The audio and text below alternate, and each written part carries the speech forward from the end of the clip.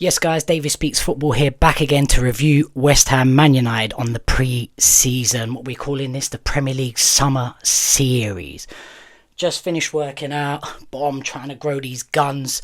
I've put on like 6-7 kilos since my daughter's been born, not much sleep, working a lot, been feeling sorry for myself, so I've been eating, but I gotta get back in shape. Due to that, I had no time to even put a Man United top on, but I've got the United hat on, so that will have to do. Let me get straight into this, right? The whistle went, match was on at midnight, right? So I had to stay up for it on a Saturday night. It's not that big of a deal. Hojlund, right? Ball went through. Hojlund broke away. He was second favourite, to be honest. He was second favourite. He is rapid, to be fair to him. All I've ever done is knock him. Not from the beginning, but in recent times, or ever since I started this podcast, right? All I've done is knock him. But mate, he was second favourite to that ball and he powered through, barged the defender out of the way, was through on goal and smashed it against the post. And I was like, oh my God, it was fantastic. It was fantastic. If only it had gone in, it might have given him the confidence that he needed to kick on for the upcoming season. And it shows what he's capable of, but it also shows that video that I put up the other day of him trying to practice his finishing. I told you none of them hit the back of the net. I told you none of them hit the back of the net. This is proof that none of them hit the back of the net, right? Immediately after that, West Ham goalkeeper Areola, he's absolutely lost his marbles. He's absolutely lost his marbles. I mean, he basically broke, I think it was Aiden Heaven's leg, mental, to give away a penalty. I don't know if he's caught some Onana virus or something. I don't know what he's caught.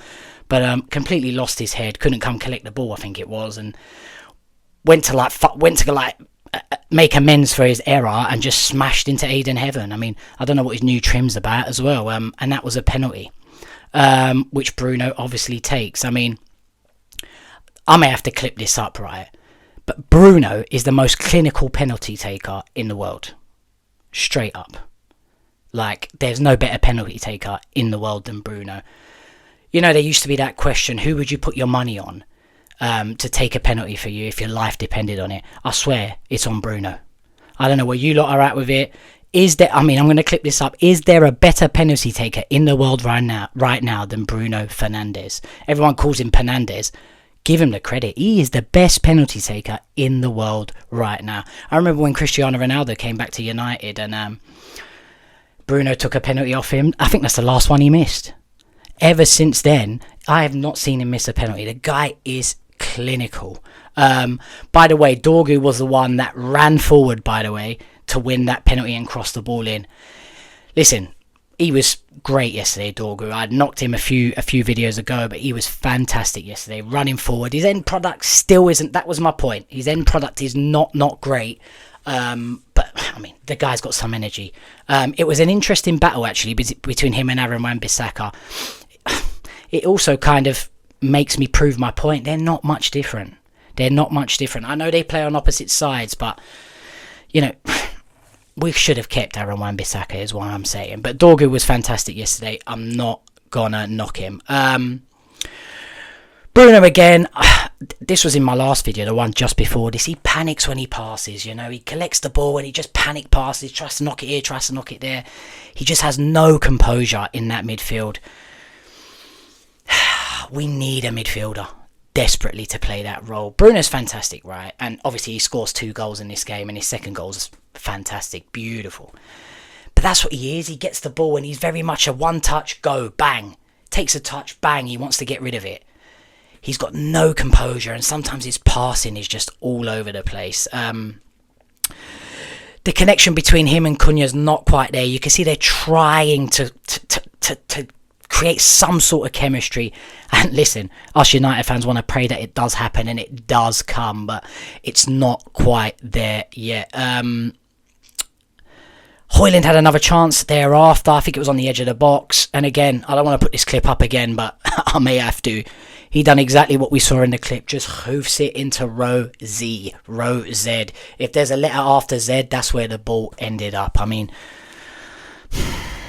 after that opening minute and the way he ran past that defender, took the ball and smashed it off the post, I thought, boy, please, prove us all wrong. Just like Maguire has, right? Maguire's improved massively. Prove us all wrong, Hojlund. Mate, the next chance he got, just hoofed it. Not great. Euro's passing from that right-sided centre-back position. I think it was two long pulls that he created big chances with. So that's a big thing for this year that we need to kick on with. Hoof it. Listen, if it is what it is, hoof it forward. You've got Cunha, you've got Mbumo there soon. You've got hopefully a striker that we sign, and you know those three can mop that up and create something special. But the connection's still not quite there with the forward guys. Heaven, Aiden Heaven. I'm gonna say it. Fuck it. Arsenal have sold us 2 duds, didn't they? Obi Martin, Aiden Heaven, 2 absolute duds. They're young. Yeah, I know I'm going to get loads of stick for this. Loads of people saying, God, they're 17, stop attacking them. What's wrong with you? You're not a fan. Mate, so far, 2 duds, mate. But one-off games, pressure, it happens, right? But yeah, Aiden Heaven ran the ball out of the play. He was kicking the ball down the line. Completely, like, trying to play it down the line, throws it out of play. He was just all over the place yesterday. I don't know if the pressure got to him. I don't know if that interview got to him that he did the other day. God knows. And we'll touch base on it a bit later. But Bowen just absolutely schooled him, dropped his shoulder. Blimey. Absolutely schooled him, dropped his shoulder, and basically put it top bins around Bayern there. And Heaven was to blame for that. He did not have a nice game. What else we got here? Ugarte looked decent, to be fair. He played. I think he nutmegged one of West Ham's midfielders. Put in Ahmad. Ahmad slots it again. Massive bonus of this pre-season already is that Amorim is playing Ahmad right wing back. Thank God. And I'm sure all United fans are very happy about this. Him right wing back is exactly where we need to be. I don't know what's going on with Ahmad's trim, by the way. My goodness, mate. He's looking like a leopard. I mean, what makes you think, like, let me do that to my hair in the morning? Some of you may be looking at me, look at your beard, mate. It's not that great. It's not better than Ahmad's hair, but sorry, mate, that is ridiculous, bruv. Ridiculous. Mainu looked okay. Again, I said exactly what he's good at, you know. He just kind of runs into trouble, you know. Just kind of runs into trouble. He's good with like intricate 1-2s and stuff like that. But I just don't rate Mainu in that position. But Mainu's the one that read Areola again. I mean, he's off his head in this game. He tries to pass it out for the back into his midfielder. Mainu read it. Fair play to him. Again, that's where he's good, in that attacking role. I know he came from midfield, but he read it, you know, closer to the box. I think that's where he's dangerous. He read it, plays in Bruno, and Bruno just... It was a dink/place straight over, like, into the other side of the goal, and beautiful, you know. Bruno, I mean, listen, fantastic. I'm glad he just stayed, and anyone that said that we should have cashed in on him has absolutely lost his mind, you know. He's a fantastic player. Listen, not everyone's perfect, and him playing in deep midfield is not the role for him. Where he needs to be is taking penalties and being in and around that number 10 position. Yeah, that's where he's dangerous. We need to sign a midfielder. Yeah, Højlund completely non-existent for the rest of the game. I know I said that earlier, but this is in my list of things to go through. What I literally do is, as I watch a game, I type things out that I'm thinking and that I'm seeing, right? And Højlund came up again. He's just completely non-existent. The next part was Bowen cruising past Aiden Heaven, and yeah, we touched base on that already. Great goal. Amorim was not happy. I don't know who he wasn't happy with. 65th minute came. We changed the whole team.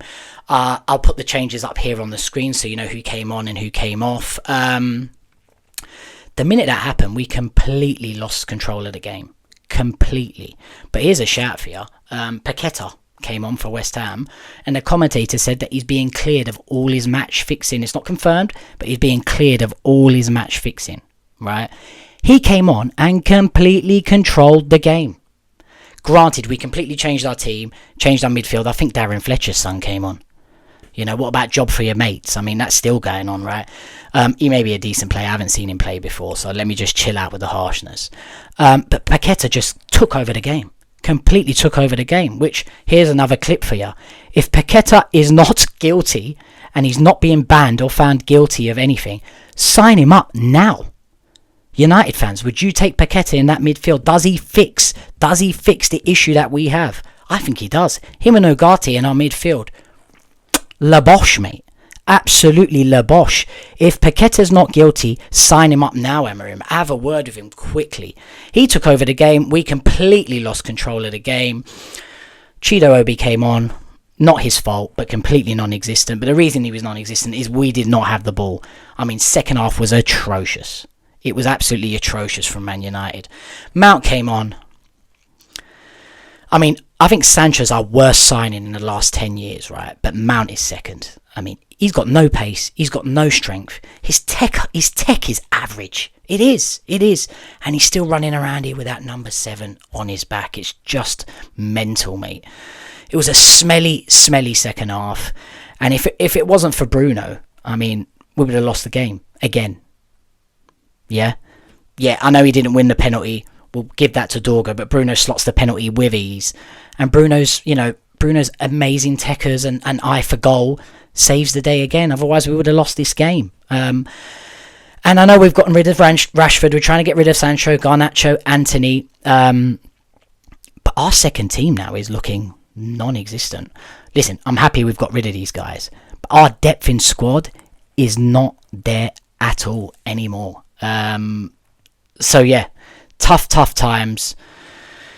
But it looked better in the first half, but the second half was atrocious. But listen, that's it from me from now. I wanted this to be short and sweet. All my videos are like half an hour, and you guys must be tired of listening to me waffle for half an hour. So hopefully this little bit of a shorter video gets me a few more views, a bit more interaction from you guys.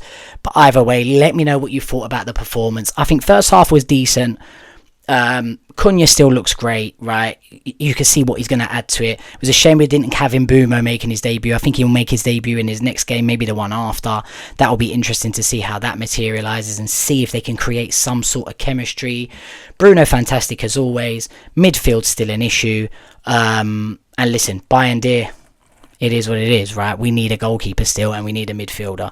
As for a striker, I'm losing hope a little bit. There's news today that Sesko is the man. We shall see. I've told you my view on it. Sesko, Tesco. I don't want him. If it's not Darwin Núñez, ain't gonna happen. That's probably my little dream, my little Oracle Dave moment. Jackson ain't happening. It looks like it's a toss-up between Ollie Watkins and Sesko, and if I had to pick one of them, it's definitely Ollie Watkins. Anyway, gonna check out this one. Catch you on the next one, guys. Boom.